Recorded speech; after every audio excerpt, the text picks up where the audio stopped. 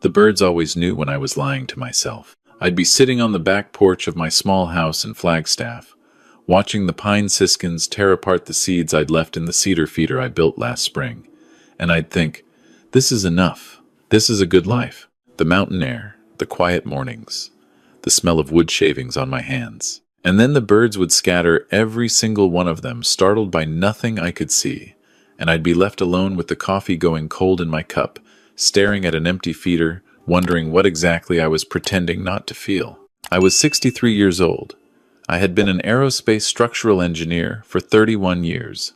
I had designed load-bearing frameworks for satellite launch platforms, reviewed stress-tolerant specifications for components that would eventually leave the atmosphere, spent decades doing work that required a level of precision most people never have to think about.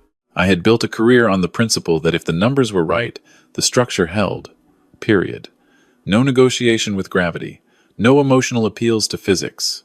And yet somehow, with my own family, I had gotten the math completely wrong. My name is not important for this story. What matters is that I had a daughter. I'll call her my daughter, because that's what she was. And I had an ex-wife. And 15 years ago, when my daughter was 23 and still learning who she wanted to be, my ex-wife sat her down and told her something about me that wasn't true. I don't know exactly what was said. I was never in that room. But I know what came out the other side of it, because my daughter called me 3 days later and told me, in a voice I barely recognized, that she never wanted to hear from me again. She said I had stolen from people who trusted me. She said I had put my own greed above everything else, including my family. She said her mother had protected her from knowing the truth for years, and she was done being protected. I tried to explain. I tried for 2 hours on that phone call, and then for 6 months of letters she never answered, and then for a year of emails that bounced back or were ignored. I showed up at her apartment just once, and she opened the door, looked at me for 4 seconds, and said, "I have nothing to say to you," and closed it again. Her husband, she'd gotten married the year before, a corporate attorney named Marcus, who wore very expensive shoes and had the handshake of a man who believed handshakes were performances, was standing behind her when she opened the door. He didn't say anything. He just watched me, the way you watch a situation you've already decided you don't need to be involved in. What had actually happened 15 years earlier was this. I had been a minority partner in an engineering consultancy. A senior partner had been skimming from project accounts for years before I arrived, and when the SEC investigation finally landed, the whole firm went sideways. The investigation cleared me completely. The documentation was thorough. The senior partner was the one who went to prison. My name appeared in the filings as a witness, not a defendant, and I had cooperated fully, and the case closed with my record entirely intact. But the internet doesn't organize itself around nuance. And my ex-wife, who had never forgiven me for a divorce she hadn't wanted, had found a way to tell the story that made me the villain in it. I don't know if she believed it herself. I don't know if she had rewritten the history so many times that it had become, in her mind, the real version. By the time she told our daughter, we had been divorced for 3 years, and I had stopped trying to understand her motivations. I had simply tried to survive the aftermath. But surviving the aftermath is its own kind of slow grief.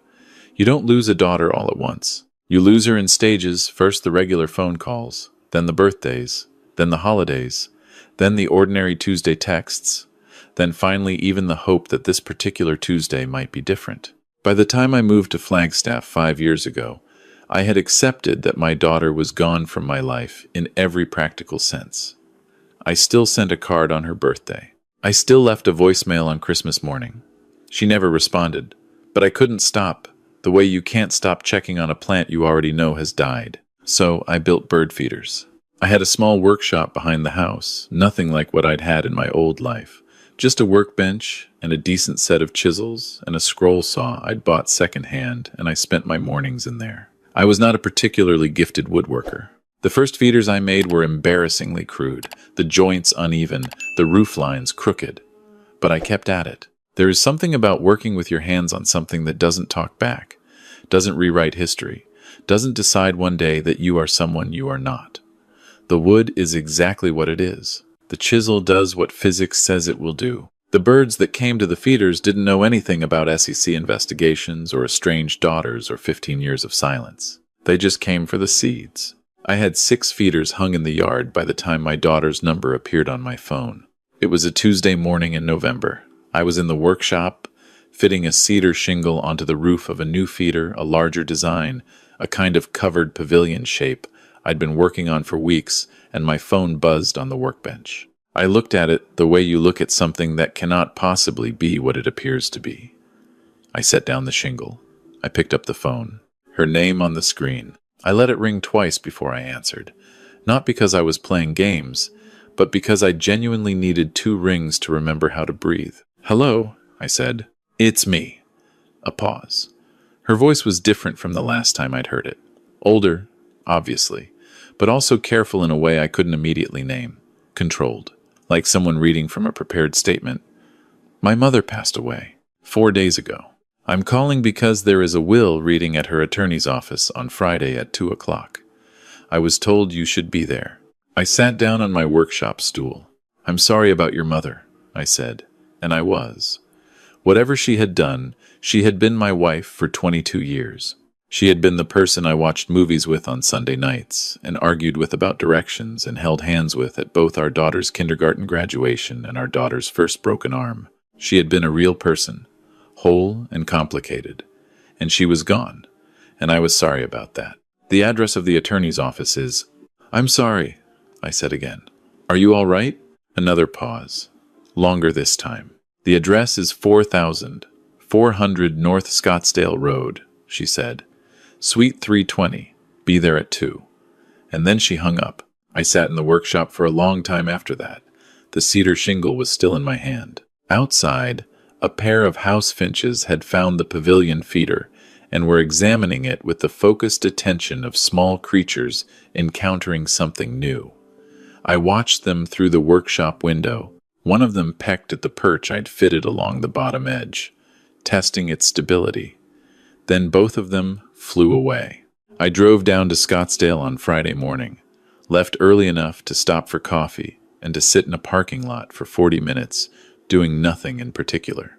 The attorney's office was in a glass building near the Scottsdale Quarter, the kind of building that costs money just to walk into. I wore the jacket I keep for occasions when I need to look like someone's former aerospace engineer rather than someone who spends his mornings making bird feeders. It was a good jacket. My ex-wife had helped me pick it out years ago. The receptionist on the 3rd floor directed me to a conference room with a long mahogany table and windows that looked out over the city. My daughter was already there when I arrived. She was sitting on the far side of the table, next to her husband Marcus, who was wearing a suit that probably cost more than my truck. She looked at me when I came in, actually looked at me, for the first time in 15 years, and then looked away, at the window, at her phone, at anywhere else. She looked like her mother. She always had. The same sharp cheekbones, the same way of holding her shoulders when she was bracing herself for something. Seeing her was its own kind of ambush. "Dad," she said, without looking at me. It was the first time she had called me that in 15 years. I didn't say anything. I took a seat near the door.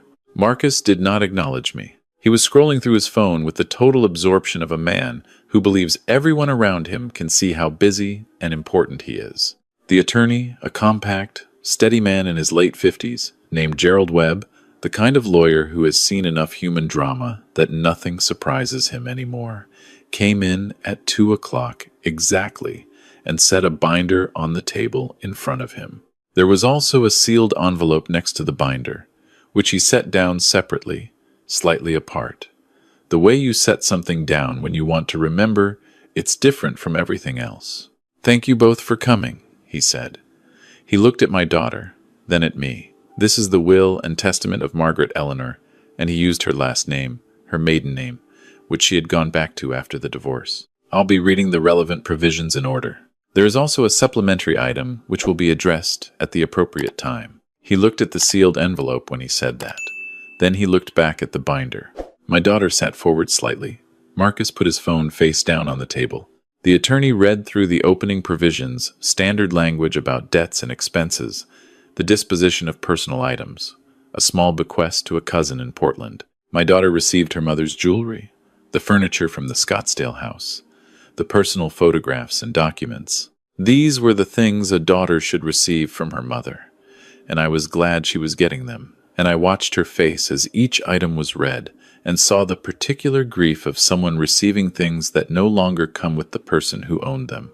Then the attorney said, "The primary estate assets, the Scottsdale property, the investment portfolio, and the contents of the primary financial accounts are addressed in a codicil executed 6 months ago." My daughter looked up. "A codicil?" Marcus said. "A codicil," the attorney confirmed. "An amendment to the existing will, executed on May 14th of this year, properly witnessed and notarized, and fully binding." He turned a page in the binder. The language of the codicil reads as follows: "I amend my prior testamentary disposition to direct that the Scottsdale property, the investment and brokerage accounts, and the liquid assets of my estate, with the exception of items specifically bequeathed above, be transferred in their entirety to my former husband." And here he used my name, my full name, which I had not heard read aloud in a formal context in a very long time. The room was quiet. My daughter turned and looked at me. It was the second time she had looked directly at me since I arrived, and this look was entirely different from the first. The first look had been complicated grief and distance and 15 years of calcified feeling. This look was just shock, raw and unguarded, like a window someone had forgotten to close. "I'm sorry," Marcus said, very slowly, in the voice of a man who is not sorry at all, but is choosing his words with professional precision. "Can you repeat that?" The attorney repeated it. "That's the entire estate?" Marcus asked. "The primary assets, yes. The total value, as of the most recent appraisal, is approximately $2.3 million. My daughter put her hand flat on the table. She was staring at it at her own hand the way you stare at something when your eyes need somewhere to go while your brain catches up. "That's not possible," she said. "My mother and I discussed this. She told me explicitly that she had updated the will after the divorce to—" "She did update the will," the attorney said, "several times over the years. The most recent update was the codicil I just described, executed in May. This is the controlling document." "Why?" my daughter said, and her voice cracked on that single word in a way that surprised both of us, I think. She hadn't meant it to crack. Why would she do that? The attorney reached for the sealed envelope. "This," he said, "is a letter your mother prepared at the same time as the codicil. She asked me to read it aloud at this meeting. That was a specific instruction, not a request. Are you both prepared to hear it?" My daughter looked at me again. She was looking at me like I was a piece of evidence she hadn't known existed. "Yes," I said. She nodded, once. The attorney opened the envelope carefully. Inside was a single folded sheet of paper, cream-colored, the kind of paper you use when you understand that what you're writing matters. He unfolded it, smoothed it once with his palm, and began to read. "To my daughter, and to the man I was married to for 22 years. I have written this letter many times. I am writing it now because I am 61 years old, and I have learned, too late and at too high a cost, that the things we leave unconfessed do not stay quiet. They live in the walls. They shape rooms we think we're decorating. They outlast us. 15 years ago, I told our daughter something that was not true. I told her that her father had been involved in the financial misconduct that led to the investigation of his firm. I knew this was false when I said it. I knew it was false because I had read the full investigative findings. I found the documents. I understood what they said, and I said something different to our daughter anyway. I did this because I was angry. I had not wanted the divorce. I had not wanted a life that did not include him. And when that life arrived anyway, I made a decision that I have spent 15 years trying not to examine. I handed our daughter a version of her father that she would not want to keep. And she did not keep him. I told myself, for a long time, that this was a gray area, that I had simply expressed my concerns about the situation, that the truth was complicated, that she could have found out differently if she'd looked. I was very good at this kind of telling myself things. I was an intelligent woman who was very skilled at constructing the story I needed to live inside. But here is what I know now, at the end of things. I took 15 years from a father and his daughter. I took them from both sides. I watched our daughter grow up without him, watched her get married without him, there in the way a father should be there, watched her make her life in the space where I had put a lie, and I told myself it was her choice, and it was complicated, and the truth was gray. It was not gray. What I did was wrong. It was wrong the day I did it, and it has been wrong every day since. And I am writing this now because the only thing I can still do, the only repair still available to me, is to say it plainly in front of witnesses, where it cannot be taken back. Her father is a good man. He was a good husband in the ways that matter most. And I repaid that by taking from him the one relationship that cannot be rebuilt from scratch. I am leaving him what I can, because I cannot give him back the years. I am leaving our daughter the truth, because I cannot give her back what she lost either, but I can at least stop being the reason she doesn't know what she lost. I am sorry. I have been sorry for a long time, and I am sorry I waited until I was dying to say it the right way. Take care of each other if you can find a way. That is all I ask. Gerald Webb folded the letter, slowly, along its original creases. He set it on the table between us. He did not say anything. There are attorneys who would have said something, offered a procedural note, moved efficiently to the next item, but he understood, I think, that this was not a moment for efficiency. My daughter had not moved since about the third sentence of the letter. She was sitting very still, the way a person sits when their body has decided that stillness is the safest thing it can manage. Her husband had his hand on her arm, but she didn't seem to be registering it. She was looking at the letter on the table between us, with an expression, I didn't have a word for it.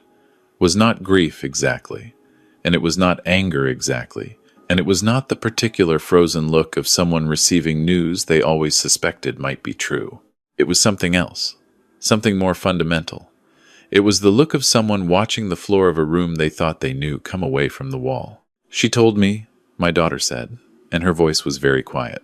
She sat me down at the kitchen table and she told me she'd seen the documents. She said she'd read everything. She showed me articles. She had printed articles. I know, I said. She said you had. She stopped. She said there were emails. Internal emails where you discussed. There were no such emails, I said. There couldn't have been. I found out about what the senior partner was doing at the same time the SEC did. Earlier, actually, I'm the one who flagged it internally first. That's why I was a witness and not a defendant. I flagged it. That's in the record. That has always been in the record. She showed me. She showed you something, I said. I don't know what. But it wasn't what she said it was. The room was quiet again. Marcus cleared his throat, not because he had something to say, but because he was the kind of man who needed, even in silence, to make a small sound that reminded the room he was present. My daughter looked at him, then back at me. 15 years, she said. Yes. I didn't come to your calls. I didn't. She stopped again. Her jaw was tight. I recognized that expression. I had seen it on her face when she was 7 years old, trying not to cry at her own birthday party when a project she'd worked on for weeks went wrong. She had always hated crying in front of people. She had always hated the feeling of losing control of her own face. I sent your letters back. Most of them, I said. Not all. She looked at me sharply. I kept copies, I said. I didn't know if you'd ever read them. But I kept writing, and I kept copies, and I still have all of them. For the first time since I had walked into this room, my daughter's expression changed into something that wasn't controlled. Her lower lip pressed together once, very briefly, and then she looked at the window, at the Scottsdale skyline, at the flat blue November sky outside. I don't know what to do with this, she said. I know, I said. I built my entire understanding I built decisions around, I made choices about my life based on what she told me. And she exhaled slowly. She just sat there. Every time I mentioned you, every Christmas when I felt guilty for not calling, every time I thought maybe I should reach out, she was right there, ready to remind me. And she knew. The whole time, she knew. I didn't say anything to that. There wasn't anything I could say that would make that sentence smaller. Marcus was looking at his phone again. I noticed this and filed it away in the part of my brain that was still running quiet calculations about what kind of person my daughter had built her life with. He had put his hand on her arm when the letter was being read, and now he was reading email. I was a structural engineer. I understood load-bearing systems. I could see what was carrying weight in that marriage, and it wasn't Marcus. "Mr. Webb," Marcus said, without looking up, "is there a possibility of contesting the codicil on grounds of—" "Marcus," my daughter said. He stopped. "Don't," she said. He looked at her. "Just don't," she said. He put the phone down. He did not say anything else for the rest of the meeting. Gerald Webb walked us through the remaining administrative details, transfer timelines, required signatures, property appraisal confirmation. My daughter signed what needed to be signed. I signed what needed to be signed. We sat across from each other at the mahogany table and completed the formal business of her mother's estate. And when it was finished, the attorney thanked us both and excused himself, and Marcus gathered his jacket and briefcase and said something to my daughter in a low voice that I couldn't hear, and she shook her head, and he left the room alone. And then it was just the two of us, in a conference room in Scottsdale, for the first time in 15 years.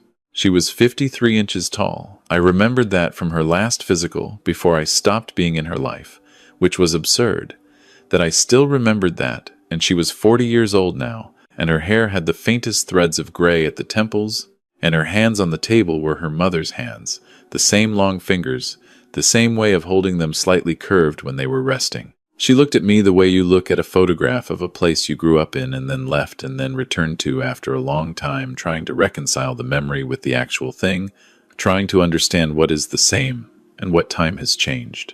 "You still have the letters," she said. "Every one." "How many?" 47 letters, 60-some emails, about 100 voicemails, although I stopped saving those after the first few years because I ran out of storage. She made a sound that was almost a laugh, and then immediately was not a laugh. 100 voicemails, she said. I called every birthday, every Christmas, a few times for no reason. I paused. I called when the Cardinals made the playoffs in 2015 because you used to watch football with me on Sunday afternoons, and I just thought I'd call. She closed her eyes. I thought I was protecting myself, she said. From someone who had, I know what you thought. And now I find out that the person I was actually protecting myself from was... She stopped, opened her eyes, looked at the window again. She's gone. I can't even. Her voice broke slightly on that, and she pulled it back. I can't say anything to her. She's gone, and I can't even ask her. I know, I said. How are you? She turned to look at me directly. How are you not angrier right now? How are you sitting there like this? I thought about that for a moment. I thought about the workshop in Flagstaff, and the cedar shingle I'd been fitting when she called, and the house finches that had come to examine the new feeder and then flown away, and the 5 years of mornings I had spent with my hands in wood shavings, building things that the birds came to use and then left. I've had 15 years to be angry, I said. I've already done most of it. I did a lot of it before I moved to Flagstaff and built a workshop and started making bird feeders, which is a strange sentence to say out loud, but it's true. Bird feeders, she repeated. I'm not very good yet. I'm getting better. You built a workshop and you make bird feeders. And I drink coffee on the porch in the morning and I watch the birds come use them. And in the afternoon I drive into town sometimes, and there's a coffee shop there that has a good chess club on Wednesdays. And it is a small life, but it is a real life, and I built it out of what I had, which is what people do. She stared at me. I don't know you, she said, and she didn't mean it unkindly. She meant it literally. I don't know who you are anymore. I have a memory of you from when I was 23 years old, and then there's this you, now, sitting here, and I don't know what's in between. 47 letters, I said, 60-some emails. A lot of it is in there. She was quiet for a long moment. Then she said, very carefully, Would you send them to me? The copies. I'm not. She hesitated. I'm not saying I'm ready to. I don't know what I'm ready for.